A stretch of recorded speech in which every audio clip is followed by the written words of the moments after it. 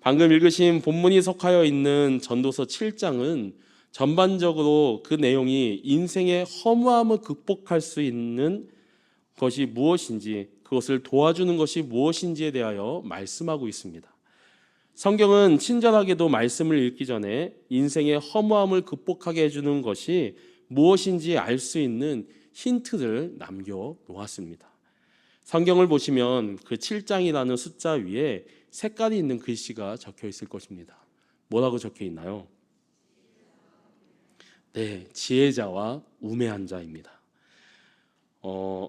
설명을 따로 하지 않아도 지혜자라 표현하고 있으면 지혜가 있는 자를 말하는 것이고, 지혜가 없는 우매한 자를 표현하고 있는 것은 말 그대로 지혜가 없는 자를 말하는 것입니다. 그것은 우리의 인생이 허무하지 않게 하기 위해서 지혜가 필요함을 이 제목이 말해주고 있는 것입니다. 그런데 여기서 중요한 것은 오늘 말씀이 말씀하고 있는 이 지혜가 우리가 알고 있는 평소 이야기하고 있는 지혜와는 조금은 다른 개념을 가지고 있다는 것입니다. 전도서에서 말하는 지혜는 신본주의에서 나오는 지혜를 가진 자를 말하는 것이며, 우매한 자는 인본주의에서 나오는 지혜를 말하는 것입니다. 신본주의, 인본주의, 사실 저도 잘 모릅니다. 그래서 좀 더 쉽게 말씀드리겠습니다. 지혜자는 하나님의 뜻으로 사는 사람을 지혜자라 말하는 것이고, 우매한 자는 자신의 뜻으로 사는 사람을 우매한 자라 말하는 것입니다.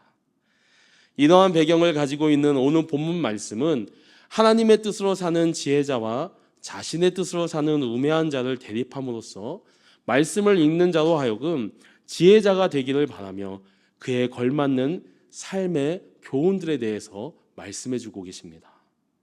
먼저 지혜자라면 좋은 이름이 좋은 기름보다 낫게 여기라 라고 말씀해 주고 계십니다. 전도서 7장 1절 말씀인데요, 함께 읽어볼까요? 전도서 7장 1절 시작. 좋은 이름이 좋은 기름보다 낫고 죽는 날에 출생하는 날보다 나으며. 아멘. 여기서 말씀하고 있는 좋은 이름이란 의로운 삶을 살아감으로써 얻게 되는 복되고 고귀한 명예를 말하는 것입니다. 이는 우리의 행실로 인하여 세상뿐만 아니라 하나님께서도 기억하시는 구원받은 자의 이름을 말씀하고 있는 것입니다. 그리고 좋은 이름과 대립하고 있는 좋은 기름이란 그 당시 감람나무 열매에서 나오는 값비싼 향유를 말하는 것인데, 이는 세상의 귀한 물질을 대표하는 물건이었습니다. 즉 1절에서 말씀하고 있는 좋은 이름의 좋은 이름이 좋은 기름보다 낫다라는 말은 세상의 좋은 것보다 하나님께 인정받는 삶이 더 귀하다는 지혜의 교훈을 우리에게 말씀해 주고 계시는 것입니다. 저는 오늘 장례가 있어서 천국 환송 예배를 드리고 왔습니다. 그런데 천국 환송 예배를 드리며 지금 이 묵상하고 있는 이 전도서 7장 1절 말씀이 많이 생각이 났습니다. 여러분, 천국 환송 예배란 소천 받으신 성도님이 천국으로 입성하기에 기쁨으로 환송하는 예배입니다. 슬픔이 있지만 구원받았음을 알기에 천국으로 환송하는 기쁜 예배가 바로 천국 환송 예배입니다. 성도의 살아생전 예수 그리스도를 믿고 생명책에 그 이름이 기록되어서 하나님이 기억하고 있는 성도들이 그 생의 끝에 경험하는 것이 바로 천국 환송 예배입니다. 아무리 세상에 좋은 것을 누리고 살았다고 하여도, 아무리 좋은 기름을 가지고 있다고 하여도 우리의 이름이 좋은 이름이 되어서 생명책에 기록되어 있지 않는다면 죄송합니다. 우리가 경험하게 될 삶의 끝은 천국의 환송이 아닌 영원한 이별이 될지도 모릅니다. 하지만 우리에게 예수 그리스도를 믿는 믿음이 있어서 우리의 이름을 하나님이 기억하신다면 우리의 삶은 말 그대로 죽음을 통과하여서 천국의 삶을 이어가게 될 것입니다.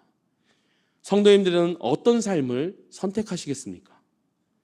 이 땅을 살아가며 하나님이 기억하는 좋은 이름으로 사시겠습니까? 아니면 끝내 사라질 좋은 기름을 가지는 것으로 만족하시겠습니까? 바라기는 우리 모두가 성도로서 믿음을 가지고 합당한 삶을 살아내매 우리의 이름이 하나님이 기억하시는 좋은 이름이 되기를 간절히 소망합니다. 그런 지혜의 삶을 사시길 간절히 소망합니다. 아멘. 다음으로 지혜자라면 마음이 혼인집이 아닌 초상집에 머물러야 합니다. 기쁜 수요 예배에 자꾸 초상집 이야기 드려서 죄송합니다. 그래도 오늘 주시는 말씀이시니 우리 함께 오늘 본문 전도서 7장 4절 말씀을 함께 읽겠습니다. 시작. 지혜자의 마음은 초상집에 있으되 우매한 자의 마음은 혼인집에 있느니라. 아멘. 말씀 속 혼인집이란 기쁨과 즐거움이 넘치는 잔치집을 말합니다. 반면에 초상집이란 애통이 가득 찬 애도의 집, 단어 그대로 초상집을 말하는 것입니다. 여러분, 죽음이란 누구도 피해갈 수 없는 한 번은 경험해야 하는 일입니다. 이는 부유하던 부유하지 않던, 많이 알아도 많이 알지 못하여도, 건강해도 건강하지 않아도 누구나 반드시 경험하는 것이 바로 죽음입니다.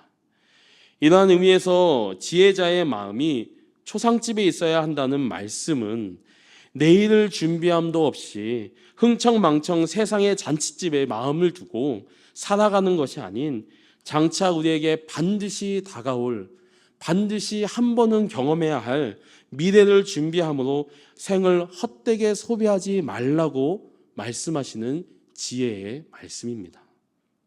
성도 여러분, 우리는 모두 나그네와 같은 삶을 살고 있음을 알아야 합니다.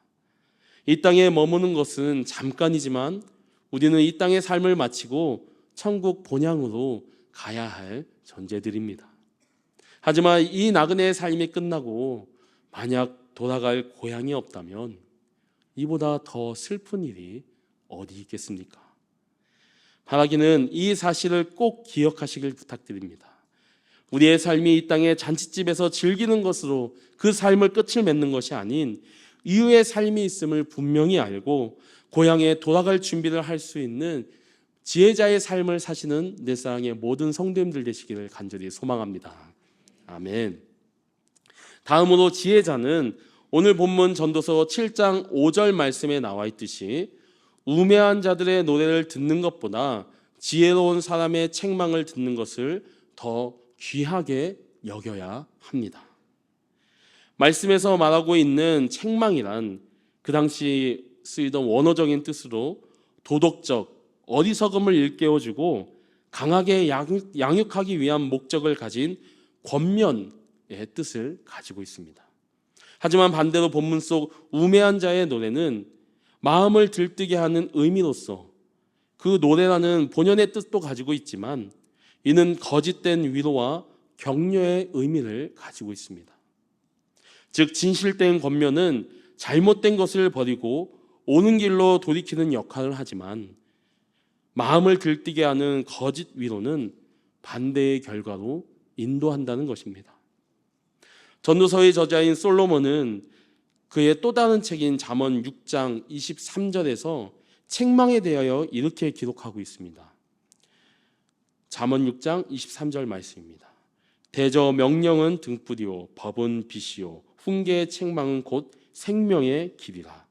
책망은 생명의 길이라.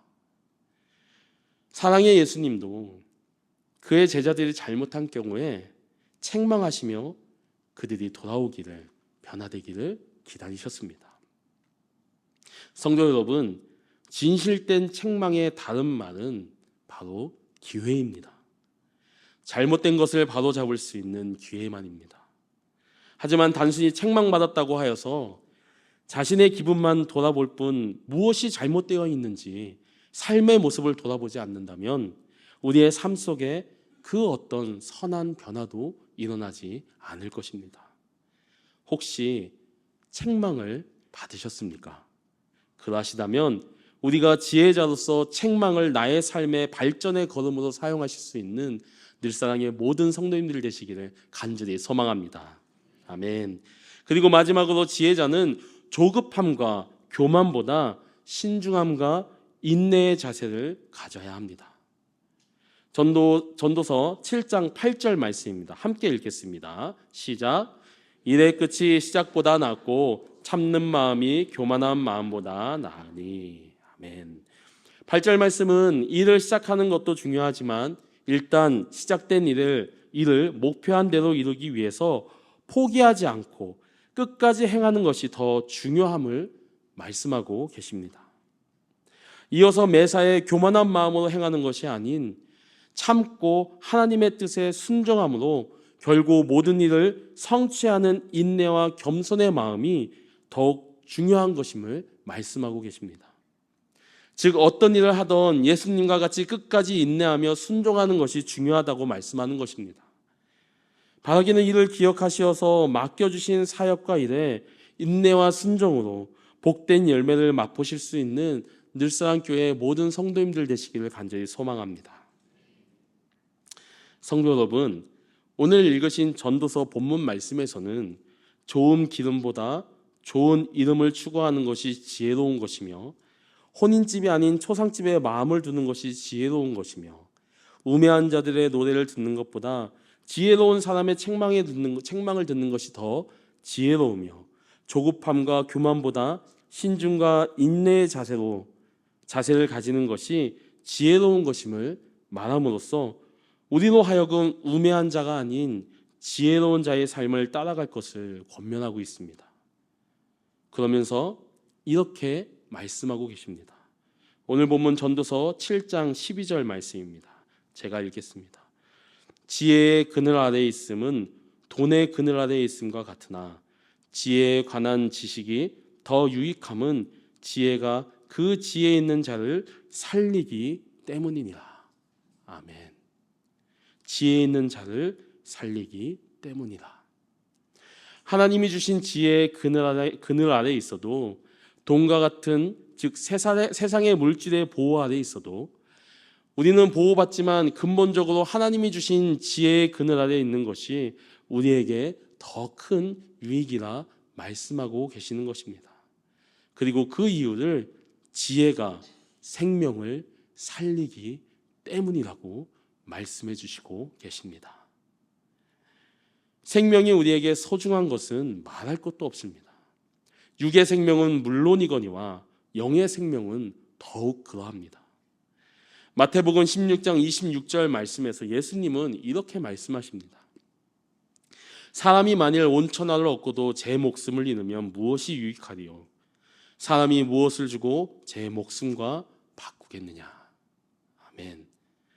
누구보다 그 생명의 소중함을 아시기에 예수님께서는 자신의 목숨이 아닌 사랑하는 우리의 생명을 위해서 십자가에 달리셨음을 우리는 알고 있습니다. 우리는 그러므로 인하여서 죽지 않고 영원히 사는 영생을 약속받았습니다. 우리는 생명이 죽지 않고 살게 된 이것을 한 단어로 구원이라고 이야기합니다.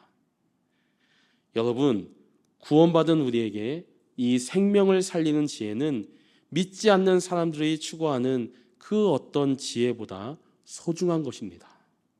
그래서 저는 이 생명을 살리는 지혜, 구원에 이르는 지혜가 세상에서 믿고 믿지 않고를 떠나서 가장 필요한 지혜임을 믿음으로 고백합니다. 물론 이 지혜는 오늘 나누신 말씀 속 지혜만을 말씀드리는 것이 아닙니다. 오늘 말씀 속 지혜는 맛보기에 불과합니다. 디모데후서 3장 15절 말씀입니다. 또 어려서부터 성경을 알았나니 성경은 능히 너로 하여금 그리스도 예수 안에 있는 믿음으로 말미암아 구원에 이르는 지혜가 있게 하느니라. 아멘. 제가 말씀드리고 싶은 지혜는 디모데후서가 말씀하고 있는 구원에 이르는 지혜, 곧 이 성경 안에 있는 이 성경 말씀을 말씀드리는 것입니다. 성경 말씀은 우리로 하여금 예수님을 알게 합니다. 성경 말씀을 통하여 우리는 그리스도인의 삶을 살게 됩니다. 우리는 성경 말씀을 통해서 믿음을 확인하게 됩니다. 우리는 성경 말씀을 통하여 거룩한 하나님의 언약을 받습니다. 우리는 성경 말씀을 통하여 생명의 약속을 받습니다. 우리는 성경 말씀을 통하여 예수님을 만나게 됩니다. 여러분들의 삶의 모습이 세상의 눈으로는 어떤 모습으로 보일지 저는 모릅니다. 하지만 여러분들 안에 성경 속 이 말씀이 있다면 여러분들은 세상의 물질보다 더 큰 지혜, 구원에 이르는 지혜를 간직한 지혜자들이 될 것입니다. 아멘이십니까? 아멘. 비록 오늘 본문 말씀의 마지막 14절의 말씀처럼 우리의 삶 속에 분명 형통한 날도 있을 것이며 기뻐하는 날도 있을 것이며 공고한 날도 있을 것입니다. 하지만 그러한 불분명한 삶 속에서도 분명한 것은 우리에게 이 성경의 말씀이 있다면 이는 우리의 모습과 상관없이 가장 큰 지혜인 구원에 이르는 지혜가 되어 줄 거라는 것입니다. 이것을 믿으시고 말씀을 통해 구원에 이르는 지혜를 가진 지혜자로 성경의 모든 말씀대로 능히 살아내시는 저와 늘사랑의 모든 성도님들 되시기를 간절히 소망합니다.